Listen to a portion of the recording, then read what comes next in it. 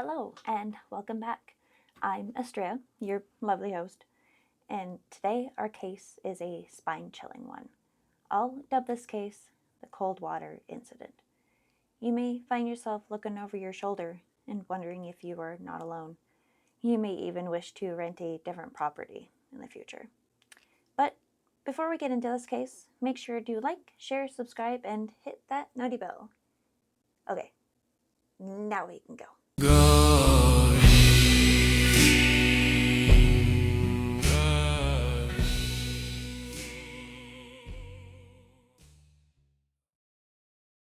They say monsters hide in the dark, waiting to strike. What if one doesn't need to hide at all? What if it walks in plain sight, patient, precise, and completely without eyes? This is a case surrounding Daniel Harper, or Danny as his friends called him, a 29-year-old freelance editor who had rented a house in Coldwater, Maine in the fall of last year. He lived in Stonington, Maine for the majority of his life. His parents, Eddie and Robin, divorced when he was 10, and he primarily lived with his father. His dad worked construction for a huge corporation, and his mother worked as a librarian. His mom moved on to marry Owen Brandt. They currently live in a small town in Delaware. They had a child together, Lucas, so aside from his stepbrother, he didn't have any other siblings. His father, however, still lives in Stonington, and also still single as a Pringle. Danny was a no-nonsense kind of person even when he was younger and throughout his high school. He never believed in the paranormal or any of that weird stuff that would pop up on the internet. Any new spooky thing that people would be talking about, he wouldn't have any interest in hearing about it. He was a quiet, solitary, and kept mostly to himself kind of guy. His love for doing video, photo, and doing all sorts of freelance work for money held up most of his time. And throughout high school, he was in every single art class he could possibly take. He didn't have a girlfriend or wife because of his parents' divorce. He kind of stayed to himself so he wouldn't get hurt, and I completely understand how he feels. I've seen multiple marriages go to crap just because of a piece of paper. And throughout dating and everything, he was fine. More than fine, in fact. And then a piece of paper came into play and everything went to hell in a handbasket. Not saying that it happens to every marriage, just multiple ones that I've seen.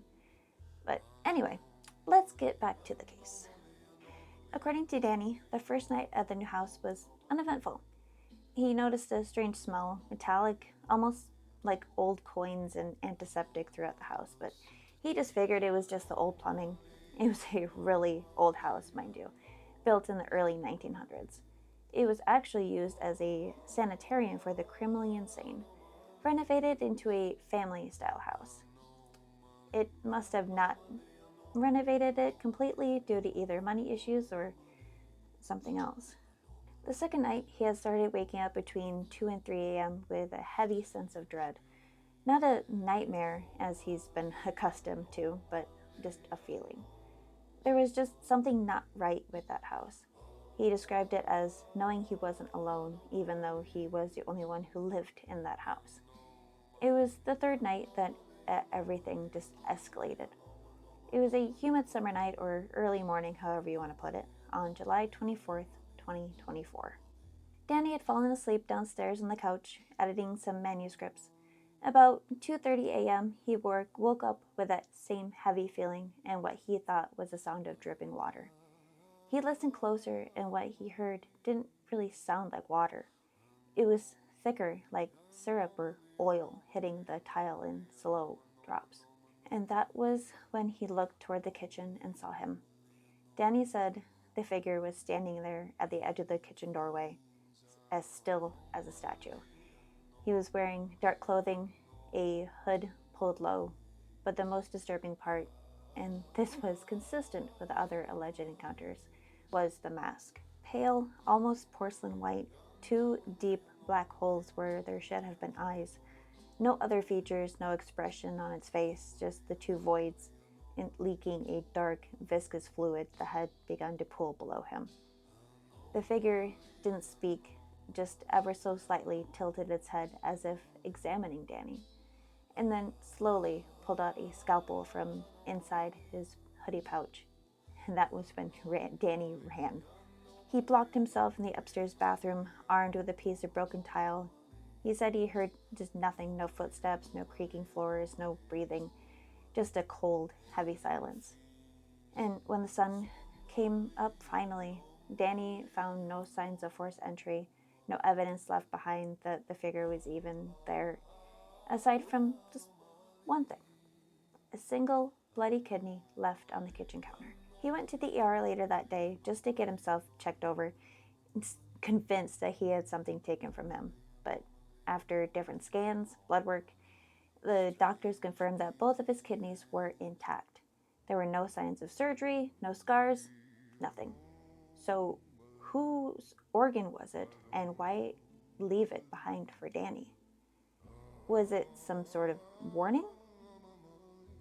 Some say Eyeless Jack is a myth, a creepypasta that got out of hand. But if Danny's case is a wash, that's one hell of a performance. Because to this day, he won't sleep without the lights on. He even went as far as moving 3 states away and refused to live anywhere near the woods. And Eyeless Jack is still out there. He doesn't kill right away. He just watches and waits, and when he comes back, he takes what he wants. The word around Site 30 is that they think they have Eyeless Jack in their sights. Gary has seen him, and also personnel lurking in the shadows. I guess they were trying to hide in the environment that Jack likes. I don't know. Sounds like a silly idea to me, but what do I know? I'm just a silly researcher. Eyeless Jack, or Jack Nichols, was once a regular human being. He was going to college and lived with his best friend, Mitch. He became involved in a cult devoted to a dark deity to which, during a ritual, Jack was drugged and used as a sacrifice. Instead of dying like they intended, he turned into something inhuman. He has no visible eyes, wears a dark blue hoodie and a white mask. He also feels an uncontrollable craving for human organs, especially kidneys, hence the kidney that was left on the kitchen counter for dear Danny. And because of this urge, he unalived his roommate to feed his hunger and then just vanished. He has superhuman strength and stealth, so if you ever see him, you don't really have the chance to run or get away from him. He also has enhanced senses despite having no eyes, so he knows where you are at all times when you're in his presence. And you can't hurt him either, considering he can regenerate any part of his body. And he typically enters a victim's home while they are asleep and surgically removes organs with unnatural precision. I almost wonder if he was going to school to become a doctor or something. That would make sense, considering there could be a lot said about what Jack represents. Loss of humanity, to which a normal person turns into a monster. Body horror, hence the organ removal and physical mutations. The fear of home invasion, he does attack while the victims are asleep. And also cult manipulation, which can be phrased as loss of control through ritual and dark forces. His eyelessness can also be symbolized both blindness and unnatural perception. He doesn't see like humans do, and yet he hunts flawlessly. This case was definitely something. My kidneys just hurt just thinking about it. But I hope you enjoyed this case, and I hope you learned something. And the moral of the story is keep your eyes peeled before they're stolen from you. Let us know in the comments about your thoughts and feelings and what creepypasta you'd like to see in a case file for the next case. As always, be safe, courteous, and polite out there. Until next time. And remember, stay anomalous.